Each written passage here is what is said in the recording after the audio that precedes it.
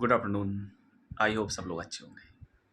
अभी 4-5 दिन पहले यूपीएससी का रिजल्ट आया है। यूपीएससी यानी यूनियन पब्लिक सर्विस कमीशन, जिससे सभी बच्चे आईएएस, आईपीएस, आईएफएस बनने का सपना देखते हैं। बहुत सारे पेरेंट्स भी देखते हैं कि हमारा बच्चा आईएएस बनेगा, आईएफएस बनेगा, आईपीएस बनेगा। सपना देखना बुरी बात नहीं होती है, सपना देखना बहुत अच्छी बात होती है। और अब यूपी बोर्ड का रिजल्ट भी कल आया है।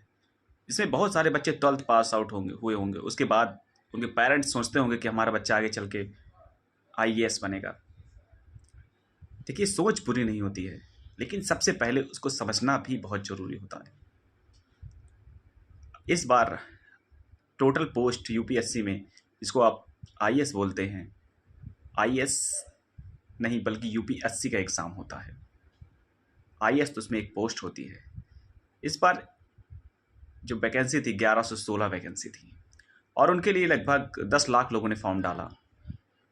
और 10 लाख में सिर्फ सिलेक्शन तो 1116 का ही होना है। और जो लोग डिस्क्वालीफाइड होते हैं, ये समाज जिनको दोष देता है, उनके पेरेंट्स भी कहते हैं तुमने क्या किया, पढ़ाई नहीं किया। बहुत सारे लोग इंटरव्यू तक जाके भी चढ़ जाते हैं, तो उनकी गलती नहीं होती है। एक कुणाल जी है, उनका वीडियो काफ़ी वायरल हो रहा है इस समय, जिन्होंने 12 यूपीएससी के अटैम्प्ट दिए, जिसे 5 इंटरव्यू उन्होंने दिए। यानी 5 बार इंटरव्यू तक जाने के बाद कोई डिस्क्वालीफाइड होता है, तो इसका मतलब कि कहीं ना कहीं इसकी किस्मत नहीं साथ दे रही थी। सपना देखना अच्छी बात है, लेकिन एक बी प्लान लेके ज़रूर चलना चाहिए। अगर कोई यूपीएससी एस्पिरेंट है तो उसको स्टेट पीसीएस या टीचिंग एग्ज़ाम्स या कुछ भी वनडे एग्ज़ाम्स, एक बी प्लान ज़रूर होना चाहिए। लेकिन कहते हैं जिसे यूपीएससी से इश्क हो गया, उसे कोई दूसरा अच्छा नहीं लगता।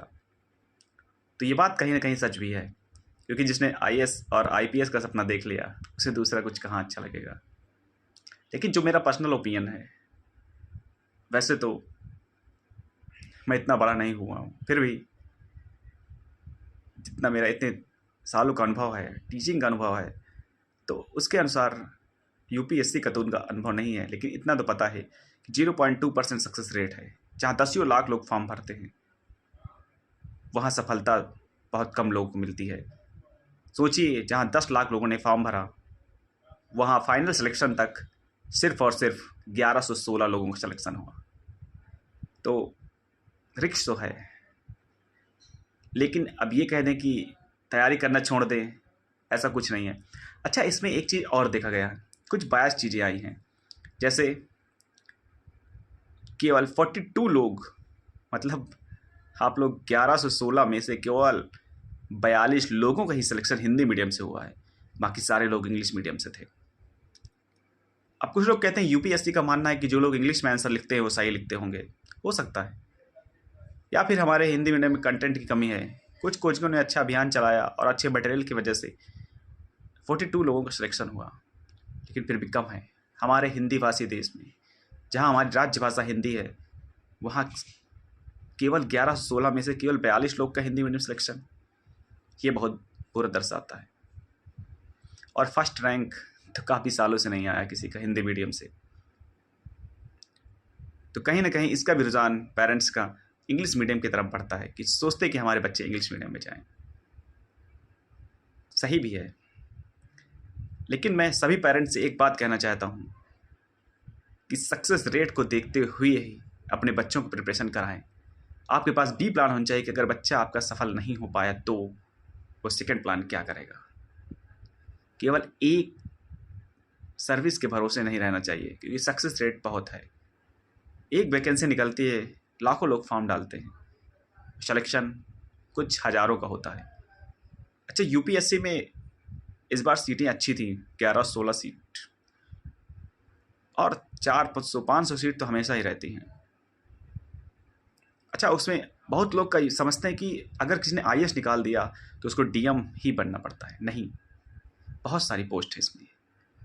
डीएम की आई थिंक केवल 180 पोस्ट थी, यानी 180 पोस्ट।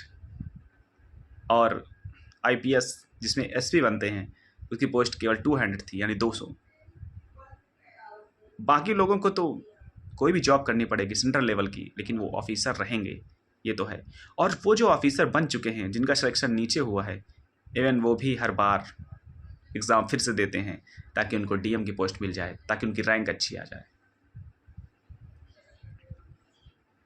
गवर्नमेंट को कई सुधार करने चाहिए। एक हिंदी मीडियम के बच्चों पर ध्यान देना चाहिए कि इनका रिजल्ट क्यों कम आ रहा है, उसके ऊपर ध्यान देना चाहिए।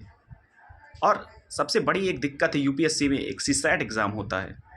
सीसैट में जो मैथ्स, जो बेचारा बीए करके गया है, जो तैयारी बीए लेवल की तैयारी करके गया है, या फिर उसका बैकग्राउंड आर्ट बैकग्राउंड से था, उसको मैथ कैट लेवल की पूछ रहा है। मैथ इतनी टफ इंजीनियरिंग बैकग्राउंड की मैथ पूछ रहा है सीसैट में, जो क्वालिफाइंग पेपर है, बच्चे उसमें भी क्वालिफाई नहीं कर पा रहे हैं। तो कहीं ना कहीं उसमें भी सुधार करने की ज़रूरत है। और गवर्नमेंट को इस पर संज्ञान लेना चाहिए। और तीसरा रूल्स मेरे अकॉर्डिंग ये करना चाहिए कि जो किसी भी सर्विस में सेलेक्टेड हो गया, यानी यूपीएससी में अगर उसका सिलेक्शन एक बार हो गया, कोई भी रैंक हो, कोई भी पोस्ट हो, तो वो उस पोस्ट पर बना रहे, क्योंकि दोबारा भीड़ बढ़ाकर वो एक सीट ही खराब कर रहा है जो किसी काबिल बच्चे को मिल सकती थी। वीडियो काफ़ी लंबी हो गई होगी। Bye, take care. मिलते हैं फिर किसी वीडियो में, क्योंकि मैं यूं ही वीडियो नहीं बनाता। अगर आपको कुछ मुझसे पूछना है या कुछ जानकारी चाहिए तो कमेंट्स में कमेंट्स कर सकते हैं, लेकिन वीडियो पूरी देखिएगा, तभी आपको नॉलेज मिलेगी। Bye, take care. मिलते हैं फिर।